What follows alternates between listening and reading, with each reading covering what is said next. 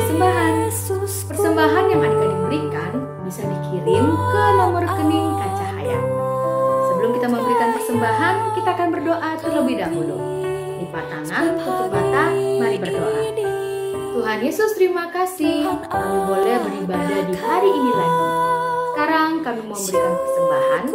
Tuhan berkati persembahan yang kami berikan. Tuhan juga memberkati Papa dan Mama yang bekerja, yang memberikan persembahan ini untuk kami persembahan kembali kepadamu. Berkati Papa dan Mama yang telah bekerja, dan juga berkati kakak-kakak sekolah minggu yang akan mengolah persembahan kami untuk pekerjaanmu di jemaat kami. Dalam nama Tuhan Yesus, Allah yang penuh berkat, kami berdoa dan bersyukur. Amin.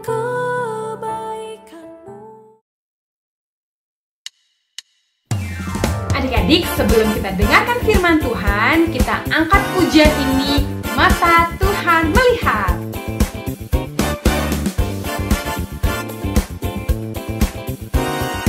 Semuanya ikut nyanyi ya. 1, 2, 3, go!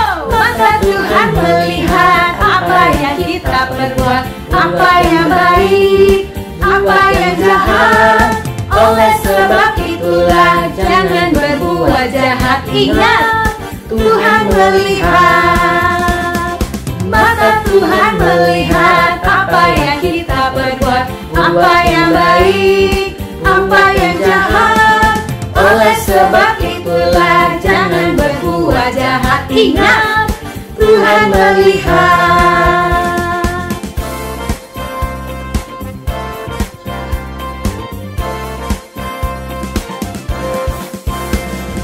Mata Tuhan melihat apa yang kita perbuat, apa yang baik, apa yang jahat. Oleh sebab itulah jangan berbuat jahat. Ingat, Tuhan melihat. Mata Tuhan melihat apa yang kita perbuat, apa yang baik, apa yang jahat. Oleh sebab itulah jangan berbuat jahat. Ingat, Tuhan melihat. Mata Tuhan melihat apa yang kita perbuat. Ingat, Tuhan melihat. Ingat, Tuhan melihat. Selamat pagi adik-adik semua. Apa kabarnya? Pasti baik. Hari ini kita akan mendengarkan firman Tuhan. Yuk kita siapkan Alkitab dulu ya. Percaya itu adik-adik sudah duduk yang manis dan sudah menyiapkan Alkitabnya. Sebelum kita mendengarkan firman Tuhan, mari kita berdoa. Lipat tangan dan tutup mata. Bapa kami yang ada di surga, kami datang kepadamu saat ini karena kami rindu firman Tuhan.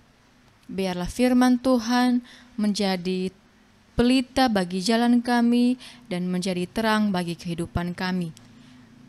Inilah pemberitaan firman Tuhan, hanya kami serahkan dalam tangan pengasihan Tuhan. Dalam nama Yesus kami berdoa. Amin.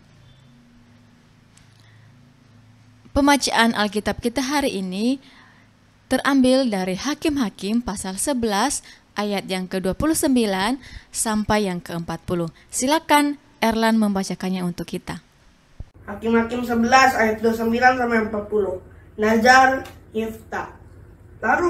Lalu roh Tuhan menghinggapi Yefta. Ia berjalan melalui daerah Gilead dan daerah Manasye. Kemudian melalui Mizpah di Gilead, dan dari Mizpah di Gilead ia berjalan terus ke daerah Bani Amon. Lalu bernazarlah Yefta kepada Tuhan. Katanya, jika engkau sungguh-sungguh menyerahkan Bani Amon itu ke dalam tanganku, maka apa yang keluar dari pintu rumahku untuk menemui aku? Pada waktu itu aku kembali dengan selamat dari Bani Amon. Itu akan menjadi kepunyaan Tuhan, dan aku akan mempersembahkannya sebagai korban bakaran. Kemudian Yefta berjalan terus untuk berperang melawan Bani Amon, dan Tuhan menyerahkan mereka ke dalam tangannya. Ia menimbulkan kekalahan yang amat besar di antara mereka, mulai dari Aroer sampai dekat Minit. 20 kota banyaknya dan sampai ke Abel Keramim. Sehingga Bani Amon itu ditundukkan di depan orang Israel. Ketika Yefta pulang dari Mispa ke rumahnya, tampaklah anak perempuan keluar menyongsong dia dan memukul rebana serta menari-nari. Dialah anak yang tunggal, selain dari dia tidak ada anak yang laki-laki atau perempuan. Demi dilihatnya dia dikoyakanlah bajunya sambil berkata, "Anakku, engkau membuat hatiku hancur luluh dan engkau lah yang mencelakakan aku." Setelah membuka mulutku bernazar kepada Tuhan dan tidak dapat aku mundur. Tetapi jawabnya kepada Bapa, "Jika engkau telah membuka mulutmu bernazar pada Tuhan, maka perbuatlah kepadaku sesuai dengan nazar yang kau ucapkan itu. Karena Tuhan telah mengadakan bagimu pembalasan terhadap musuhmu, yakni Bani Amon itu. Lagi katakan kepada ayahnya, hanya izinkan aku melakukan hal ini. Berilah keluasan kepadaku 2 bulan lamanya, supaya aku pergi mengembara ke pegunungan dan menangisi kegadisanku bersama-sama dengan teman-temanku."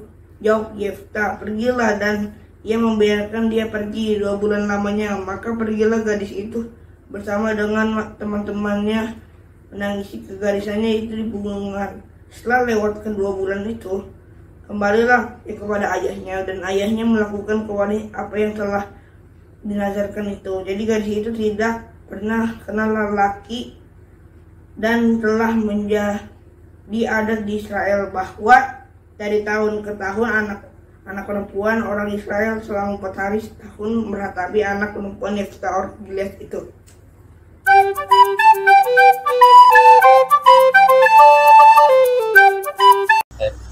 Saya tidak pernah.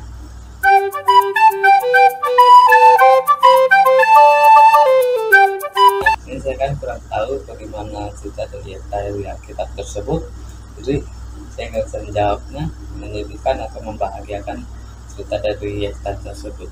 Terima kasih, Kak. Untuk adik-adik yang belum mendengarkan cerita ini, jangan khawatir ya. Yuk kita sama-sama dengarkan ceritanya seperti apa. Terima kasih Erlan sudah membacakannya buat kita. Adik-adik, hari ini kita belajar tentang tokoh baru, yaitu Hakim Yefta. Beberapa minggu yang lalu kita sudah banyak mengenal hakim-hakim dengan bangsa Israel yang menjadi pemimpin bangsa Israel. Yang pertama, minggu pertama Oktober kita belajar tentang tokoh Otniel. Kemudian kita juga belajar tentang Hakim Ehud. Yang ketiga kita juga belajar tentang Hakim Deborah. Yang keempat adalah Hakim Gideon. Dan hari ini kita akan belajar tentang Hakim Yefta. Mengenai bangsa Israel, banyak fakta yang dijumpai. Berulang kali bangsa Israel kembali menyembah berhala. Ketika mereka dipimpin oleh Hakim Otniel, Hakim Ehud, Hakim Deborah, Hakim Gideon, mereka berbalik kepada Tuhan dan sebentar lagi juga melupakan Tuhan. Saat mereka menyembah berhala, maka mereka pasti ditindas bangsa lain. Ketika mereka menderita karena ditindas bangsa lain, maka mereka berseru kepada Tuhan, dan Tuhan mengirimkan seorang hakim untuk menyadarkan mereka sekaligus membebaskan mereka. Dan hal ini terus berulang-ulang selama hakim berganti-ganti untuk memimpin bangsa Israel. Adik-adik, hari ini kita belajar seorang pemimpin yang akan diberikan oleh Allah kepada bangsa Israel untuk membebaskan mereka dari musuh-musuhnya. Ya, pada waktu orang Israel meninggalkan Tuhan dan menyembah dewa-dewa, ketika orang Amon menyerang mereka, mereka baru tahu bahwa dewa-dewa yang mereka sembah itu tidak akan membantu mereka melawan musuh-musuh mereka. Dan akhirnya mereka bertobat dan mereka berseru lagi kepada Tuhan, katanya, "Tuhan, tolong kami, kami telah berdosa terhadap Engkau. Kami sudah melupakan Tuhan dan mengabdi atau beribadah kepada allah-allah lain. Mereka terus meminta tolong kepada Tuhan. Dan kemudian ketika mereka berjanji seperti itu, maka bangsa Israel, orang-orang Israel itu menghancurkan semua berhala-berhala mereka dan menyembah Tuhan lagi. Dan Tuhan tidak mau mereka terus menderita. Tuhan itu Maha Pengasih dan Maha Pemurah adik-adik. Dia tidak membiarkan bangsa Israel terus menderita. Maka Allah mengirimkan seorang pejuang yang bernama Yefta. Yefta dalam melakukan tugas itu dia berkata kepada Tuhan, "Kalau Engkau bantu kami menang di perang ini, aku janji, orang pertama yang keluar dari rumahku untuk menyambut aku akan berikan kepadamu." Begitulah doa Yefta kepada Tuhan ketika tengah menghadapi peperangan melawan Bani Amon. Karena keinginan Yefta ini sungguh-sungguh di hadapan Tuhan dan dia mendapatkan apa yang dia doakan. Yaitu ketika dia berjanji dengan sungguh-sungguh, maka Tuhan memberikan kepadanya musuh-musuhnya untuk dikalahkan. Seketika itu juga dia sudah berjanji kepada Tuhan bahwa ketika dia pulang ke rumah setelah menang dari peperangan itu, maka siapapun yang keluar dari pintu rumahnya menyambut dia akan dipersembahkan untuk Tuhan. Dan Tuhan mendengarkan permohonannya. Tuhan memberkati Yefta dan memberikan dia kemenangan. Dia memukul kalah 20 kota orang Amon dalam pembantaian yang sangat-sangat besar. Dan kemudian dia menjadi kepala atas Israel dan Gilead.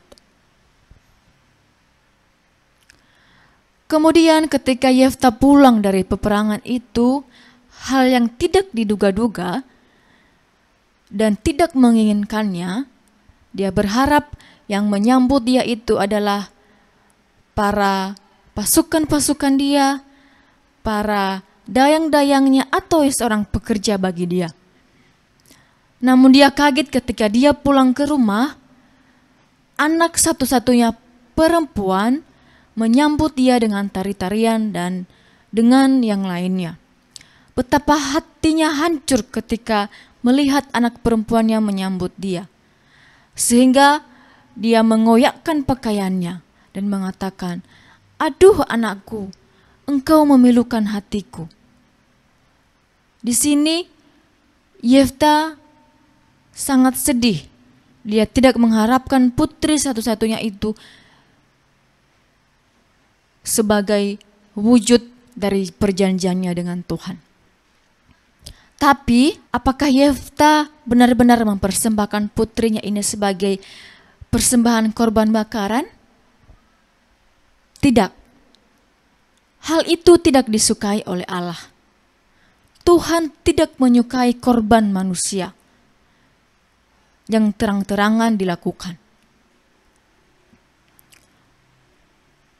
Tuhan menginginkan janji Yefta itu adalah sebagai pengabdian kepada Tuhan, yaitu penyerahan anaknya untuk pekerjaan Tuhan. Anak satu-satunya Yefta ini dipersembahkan untuk pelayanan Tuhan, bukan untuk korban bakaran. Jadi, selama Yefta membuat janji, ketika saat itu juga anak perempuan satu-satunya itu tidak menolak. Namun dia dengan senang hati menerima itu. Dia berkata, "Bapa, jika engkau sudah membuka mulut untuk Tuhan, maka lakukanlah." Dia tidak keberatan. Tapi dia minta waktu untuk beberapa saat menghabiskan waktunya bersama-sama dengan teman-temannya. Karena ketika saatnya sudah tiba, dia akan bekerja di bait Allah. Dia akan bekerja di rumah Tuhan. Pekerjaannya adalah memuji Tuhan, memuliakan Tuhan. Dan itu adalah pekerjaan yang sangat mulia. Apakah kehidupan gadis itu sia-sia? Tentu tidak. Karena dia bekerja untuk Tuhan. Baginya, pekerjaannya itu adalah memuaskan Tuhan, melayani Tuhan. Merupakan itu cara terbaik. Merupakan itu pekerjaan yang sangat menghormati Tuhan. Kemudian dari tahun ke tahun putri-putri Israel akan pergi untuk memberikan kata-kata pujian kepada putri Yefta orang Gilead itu. Karena mereka bersuka cita. Putri Yefta memberikan diri untuk Tuhan. Jadi putri-putri itu bersukaria, mereka juga ikut memuji Tuhan. Adik, dari cerita Yefta ini, apa yang perlu kita harus pelajari? Yang harus perlu kita pelajari yaitu yang pertama, Yefta mengutamakan Tuhan dan mengutamakan Tuhan di atas segala-galanya. Apa bukti Yefta menempatkan Tuhan dalam hidupnya? Yang pertama adalah ketika Yefta menerima tawaran untuk memimpin bangsa Israel, dia tidak berdiri karena kekuatannya. Dia tidak bisa sanggup karena kekuatannya. Tapi ketika dia dipilih untuk memimpin bangsa Israel, dia berseru kepada Tuhan. Dia mengandalkan karena baginya bukan hal yang mudah. Dari latar belakang Yefta ini, dia seorang anak perempuan sundal, anak perempuan yang tidak terhormat. Bahkan pada masa remaja dia diusir saudara-saudaranya di rumah karena dia tidak pantas ada di tanah saudara-saudaranya karena dia merupakan anak perempuan sundal. Dia mengalami penolakan dari keluarganya, bahkan dari bangsanya. Namun, ketika Allah memilih dia untuk memimpin bangsa Israel, bahkan keluarganya sendiri, Yefta mengikuti apa yang Tuhan perintahkan. Yefta mengutamakan Tuhan. Bahkan seluruh perkaranya itu dibawa di hadapan Tuhan. Dan ketika pun dia berjanji kepada Tuhan akan mempersembahkan korban, dia menempatinya. Meskipun dalam hatinya dia sangat sulit, tapi karena bukti dia mengutamakan Tuhan, dia mempersembahkan dan dia memperkenankan anaknya untuk menjadi pekerja Tuhan. Dalam sehari-hari, apakah adik-adik sudah mengutamakan Tuhan? Sebelum makan berdoa, sebelum belajar berdoa, sebelum tidur berdoa. Ketika kita berdoa, kita mengandalkan Tuhan dan kita mengutamakan Tuhan, menempatkan Tuhan di atas segalanya. Sebelum kita memulai sesuatu, kita harus berdoa. Kita harus berseru kepada Tuhan. Seperti Yefta mengutamakan Tuhan dalam hidupnya. Kemudian yang kedua, adik-adik, Tuhan memberkati orang-orang yang mengutamakan Tuhan. Yefta melakukan dua hal yang hidupnya mengutamakan Tuhan. Yang pertama, dia membawa pergumulannya itu kepada Tuhan ketika dia menerima tugas menjadi pemimpin bangsa Israel. Yang kedua, dia menempati janjinya mempersembahkan anaknya sebagai pekerja di rumah Tuhan.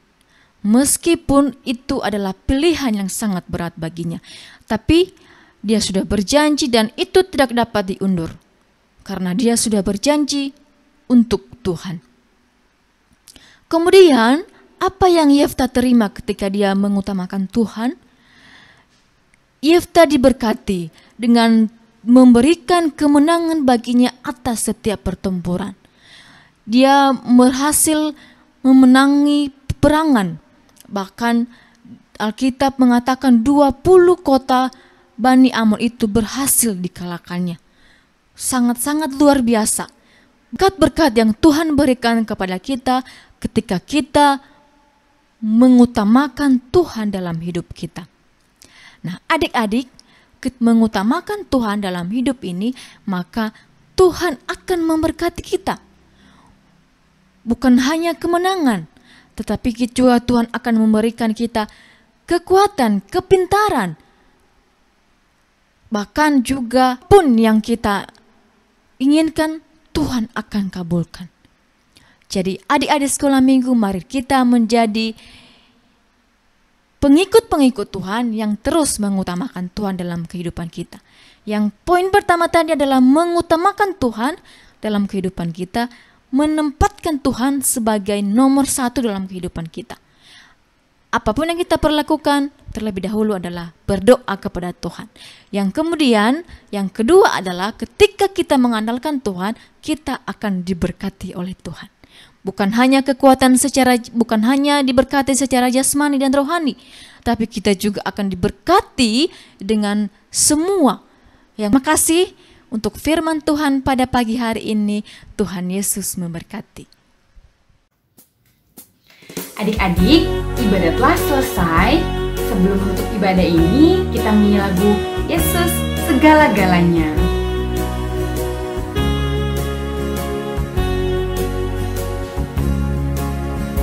Yesus segala-galanya, mentari hidupku. Sehari-hari Dialah penopang yang teguh. Bila ku susah berdesak, aku pergi kepadanya.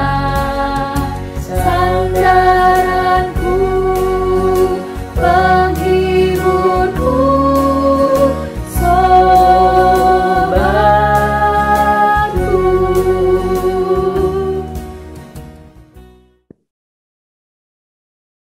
Shalom anak-anak sekolah minggu GKO Sola Gracia. Puji Tuhan, hari ini kita semua bisa dengar firman Tuhan, bernyanyi memuji Tuhan, bergembira bersama para guru sekolah minggu dan orang tua. Dan sebelum kita bubar, kita akan bersyukur. Mari kami bersyukur kepadamu ya Tuhan, karena firman Tuhan hari ini mengingatkan anak-anak kami supaya mereka punya hati yang mengutamakan Tuhan. Dalam nama Tuhan Yesus Kristus, kami mau mengakhiri pertemuan pagi ini dengan berdoa seperti yang Tuhan Yesus ajarkan kepada kami. Bapa kami yang di sorga, dikuduskanlah namamu, datanglah kerajaanmu, jadilah kehendakmu di bumi seperti di sorga. Berikanlah kami pada hari ini makan kami yang secukupnya, dan ampunilah segala kesalahan kami, seperti kami juga mengampuni orang yang bersalah kepada kami. Dan janganlah membawa kami ke dalam pencobaan, tetapi lepaskanlah kami daripada yang jahat, karena Engkau yang punya kerajaan dan kuasa dan kemuliaan sampai selama-lamanya. Amin. Dan sekarang anak-anak, arahkan hati kepada Tuhan dan terimalah berkat dari Tuhan.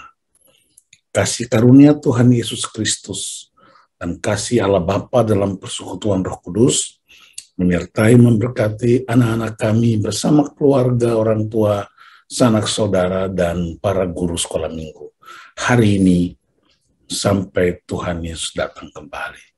Haleluya. Amin. Terima kasih, Tuhan Yesus memberkati. Selamat hari Minggu.